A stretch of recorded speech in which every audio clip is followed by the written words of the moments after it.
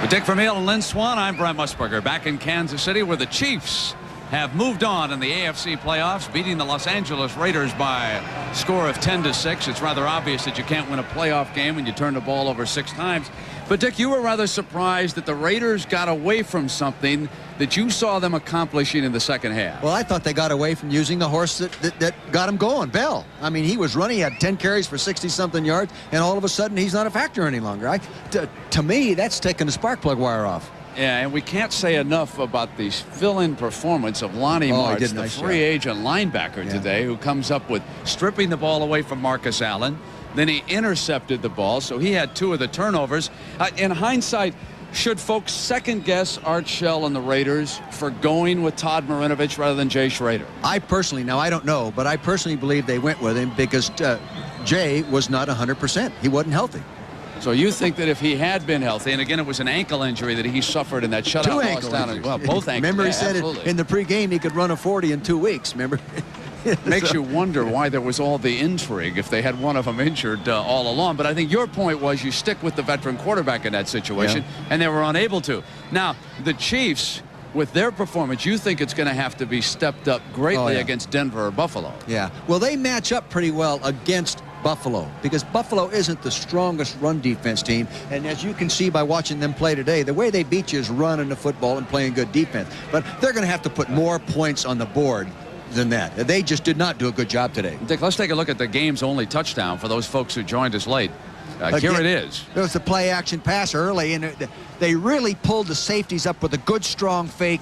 Nobody does it any better than DeBerg. They pulled the safety in, specifically Ronnie Lotz. You see him froze right there in the hole. Then a corner rolled up there. Terry McDaniels tries to come back and make the play, and he couldn't do it.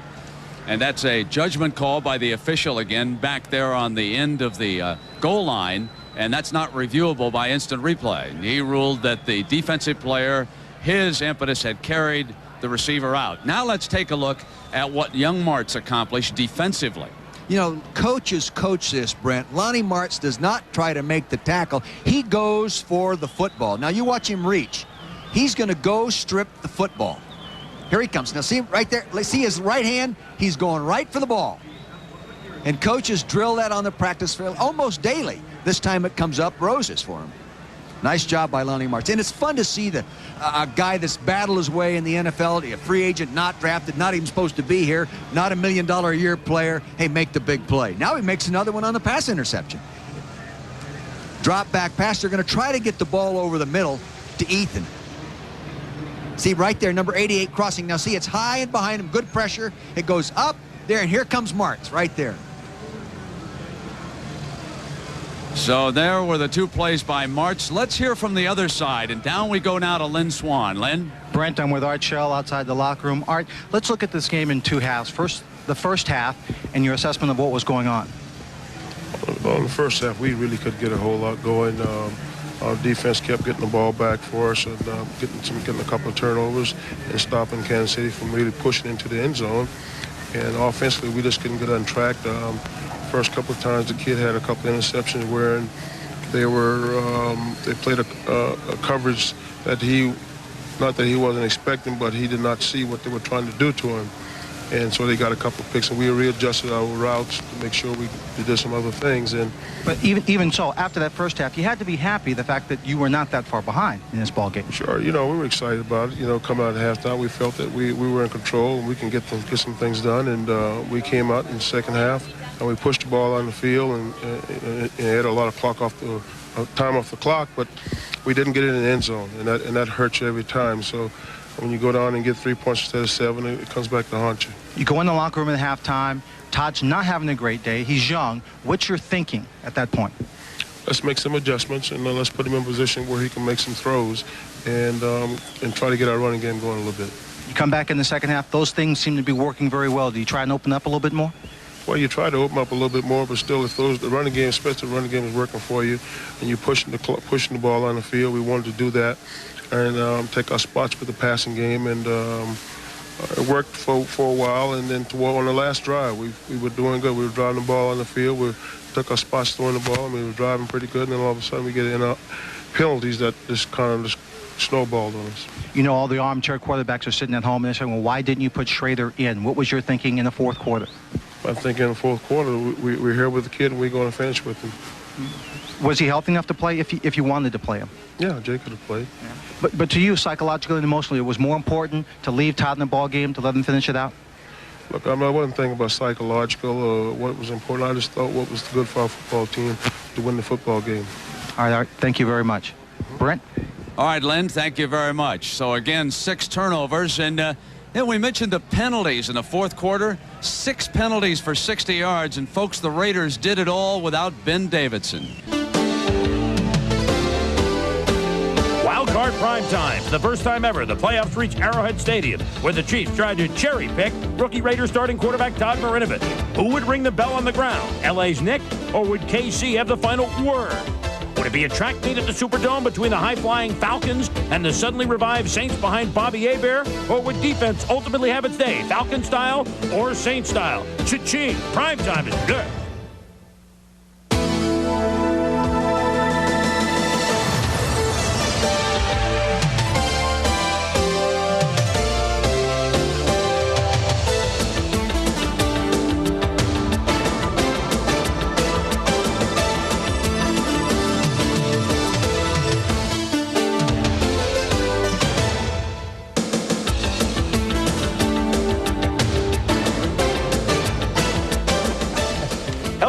And welcome to Wild Card Edition number 1 of ESPN's NFL Primetime. I'm Chris Berman, and this is a first, I believe, welcoming to the studio Joe Theismann to join Tom. We're running the single wing left, Tom and Joe to the left, and boy, a lot of football left over to talk about, that's for sure. Before we get churning away, let us welcome those of you that have just watched the Atlanta Falcons win at New Orleans for the second time this year. Coming from behind to do it, they beat the Saints 27-20. The Falcons go in with the guns blazing, and as you'll see later on, they go out with the guns blazing. They know one win to play. Today, that translated to another win. Highlights of that a little bit later on. Before we get to the first game today, reports in the Chicago Tribune say that Bill Parcells, a year ago the winning coach of the Super Bowl Giants, who of course has been working for NBC, that Bill Parcells and the Tampa Bay Buccaneers had agreed to a 5-year deal that essentially would make him in charge of just about everything, including coaching the football team. Tommy spoke with Coach Parcells a little earlier this afternoon. He said, don't believe everything you read. It is not true. There's nothing in the works right now. Those reports also said he would bring Jerry Venisi, former GM of the Bears, along with him to help out. Venisi currently working in the Waffle. Parcells said, hold the phone. These reports are not true that he would be going to the Tampa Bay Buccaneers. And it's with Bill Parcells, as he go to Tampa Bay, once that does or doesn't happen, then a lot of other things in the coaching business will happen. Developments warrant us keeping up with it tonight, later on SportsCenter. Certainly tomorrow on game day, we will do that. All right. Let's go on to what was once a classic in the American Football League, the Raiders and the Chiefs. You need not say more. Still a pretty good rivalries these days in the AFC West. One thing you knew, just like in days of yore between the Raiders and the Chiefs, what was looming in this game was big-time trench warfare. They played twice during the regular season, scores in the 20s, but today you knew there could be single digits. Lamar Hunt and Al Davis and the Raiders. Greg Townsend, Howie Long up front. Could they stop the running game? Opening drive of the Chiefs, Barry, never a discouraging word, had 3 yards. That play was so exciting that Marty called it again and they ran 5 yards. That play was so exciting that Marty told the Berg to run it again and they went 5 more yards. But the Chiefs churning up the clock and churning up the yards. Then play action, DeBerg. To Bill Jones, gained 16 despite the fact he wiped out everybody in the Kansas City sideline, Tom. Yes, and the play is made while Bill Jones sneaks out into the flat. DeBerg runs the great play action, draws the linebackers up. That's how you get those easy completions. All right, then Word gets a first down. Then Barry Word. Where was he until December? Well, he's got the fresh legs now. That's 12 more yards. Archell Word, he knows what good blocking up front does. And one of the best kickers in the business, Nick Lowry from 33. Are you kidding? It's no good. 11-minute drive wasted by a missed Lowry field goal. Later on from farther out from 47. Doesn't even get to the goal post. So Lowry, normally dependable, missed 2 field goals. Todd Marinovic's second career start at quarterback for the Raiders. Derek Thomas, before he had to leave, more on that later, fights off the block by Steve Smith and stops Marcus Allen. Could the Raiders pass? Marinovich threw 3 touchdowns last week against the Chiefs, but the run, Cherry picks it off. The first of many for Marinovich. And Joe, Todd looked bad here. Well, he not only looked bad, but Deron Cherry set him up. You see him from the left of the screen. He's lurking in the middle, just waiting to absorb that pass. Then Derek Thomas comes in and Bill Nomas recovers, and Marinovich turning it over through the air and on the ground. Yeah, Derek Thomas makes the long route here around Bruce Wilkerson, comes down with that patented chop on the arm, causes the fumble. But the Raider defense held. Marinovich gets the ball back, but no. It picked up by Deron Cherry again. He could go all the way. No, not in this game. He's out of bounds at the 11. On the next play, first down, play action to Bird, to Fred Jones from Grambling. Touchdown. Is he inbounds or is he out of bounds, Joe? He's inbounds. He's not out of bounds. Terry McDaniel. Yes, he is inbounds. It's a touchdown. They say that he would have landed inbounds, that McDaniel wouldn't hit him. And that was the call, although the Raiders not pleased with it. Chiefs were hurting. Derek Thomas had to leave. Irregular heartbeat. Chris Martin, you saw there, had to leave the game, although he came back. Linebackers were hurting. Meanwhile, Marinovich to Ethan Horton, who here's a who for 20 yards and is into Kansas City territory. Then Nick Bell playing the role of Barry Word, gains 14 yards down to the 21-yard line. Then Jeff McJager. He sees the uprights and he kicks it. It is black and silver. It's good. 32-yard field goal. That guy used to do it just like that. George Blanda. Not the guy with the glasses. You know who he is. Second half, 7-3 score Kansas City. Nick Bell. Look at him rumble and turn upfield. Good-looking rookie from Iowa, gains 19. Then we give it to Bell. Similar offenses, both sides. 10-yard gain sets up a 27-yard field goal by Jager. 7-6 Chiefs. Marinovich to Tim Brown. Again over the midfield strike. The gain of 18. Marinovich gaining a little confidence. But when he dumps to Marcus Allen, he's hit it at defender. Dan Saliamua recovers, Tom. Lonnie Martz does a good job here of stripping the ball from Marcus Allen. He was carrying it just a little bit loose. Easy recovery for Danny Saliamua. Kansas City ball, and Barry Word is the word as he barrels even past Ronnie Lott for 20 yards. On into the fourth quarter, play action. DeBerg does it so well. To Jones, 5-yard line. And then on first and goal, Word down to the 1. Second and goal, Word down to the 1 line. On third and goal, they run for it, and Marty Schottenheimer in fourth down decides to take the field goal, Joe. Actually, he decided on third down if he didn't make it, it's a good move. The good move for the field goal because now they have the 4-point lead. It's 10-6. And the Raiders driving. It's Nick Bell gaining 7 yards. Bell had 107 yards on 20 carries today. There you see his numbers. And then Marinovich trying to get something going this time, picked up by somebody other than Deron Cherry. It's Eric Everett who makes the pick. Everett. Not certainly one of the heralded Chiefs DBs, but he was heralded today. The Raiders try to offer some confidence building to their young quarterback. Will they get another chance? Well, their defense played well. Scott Davis, Greg Townsend, sacked DeBerg. Under 4 minutes to go. It's still a 10-6 Kansas City lead. Marinovich, as we heard somewhere else today, to Willie Horton. No, this is Ethan Horton, 29 yards. But then here come the flags. They got down to close to the 20, Tommy, and here was the biggest call of the game. Yes, you look in the circle. Steve Wright has his hand in Neil Smith's face mask, and Chris, it was not pretty after this. This was a 15-yard penalty. Then we had illegal motion. Art didn't like that. Offensive holding. Art didn't like that. 2-on-1 play, illegal receiver and offensive pass interference. 5 straight plays they called penalties. 4 times it was on the Raiders. Art was furious. It took him out of striking distance. So on the 30, Marinovich on first and 30, intercepted by Lonnie K. Martz on a pass it off the hands of Ethan Horton. Marinovich threw the 3 TDs last week, 4 INTs today. The Chiefs, can they run out the clock? They need one more first down. Barry was the word.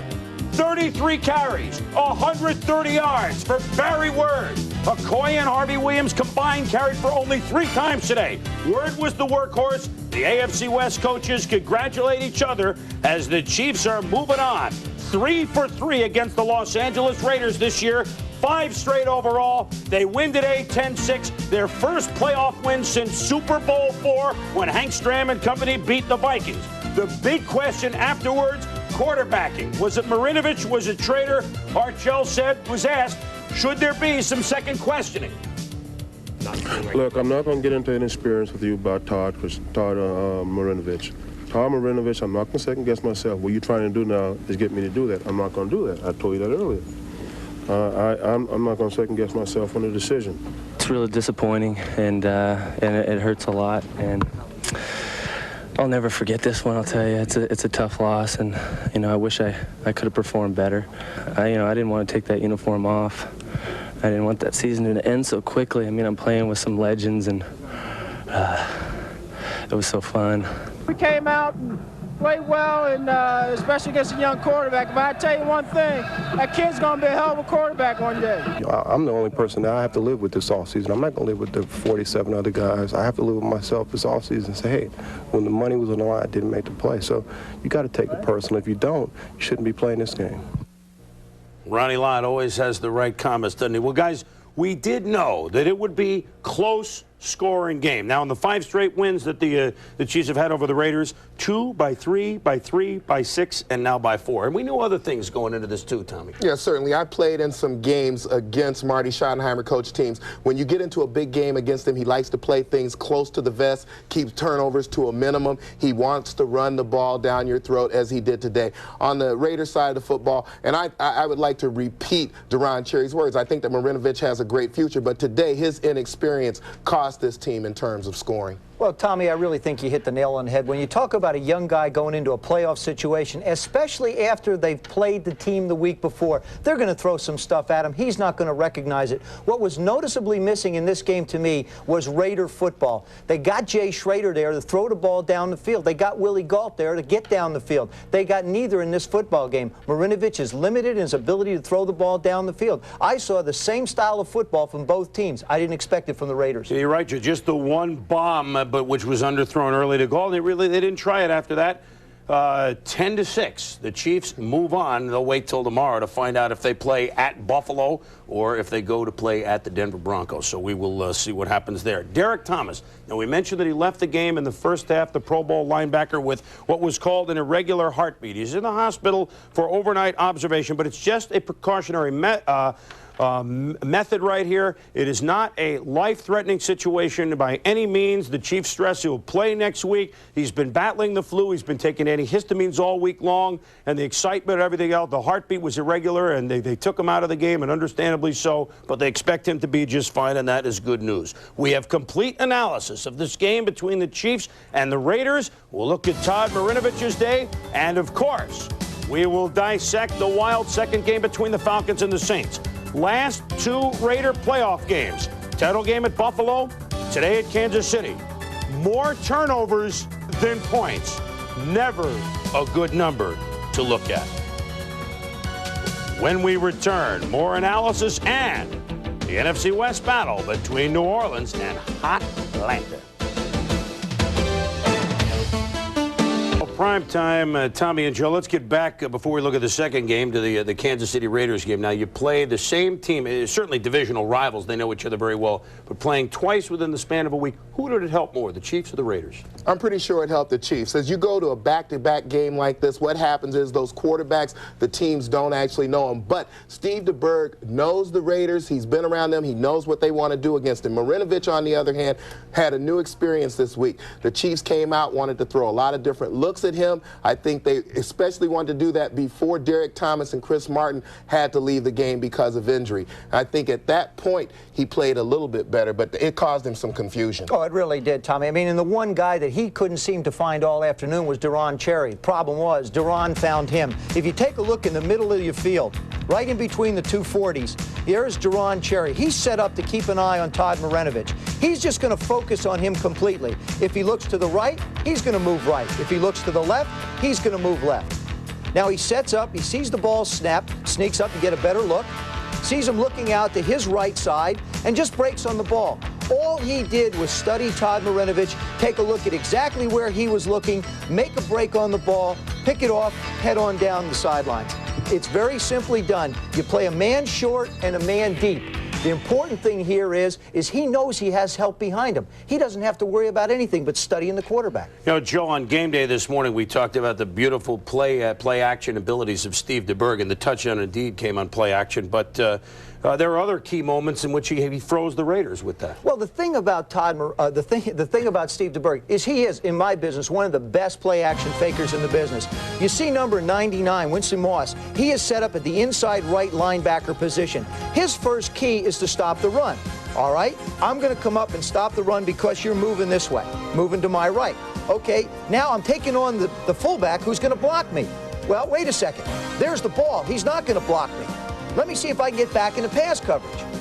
Now I get back into pass coverage. Wait, no, I've got to cover the guy in the flat.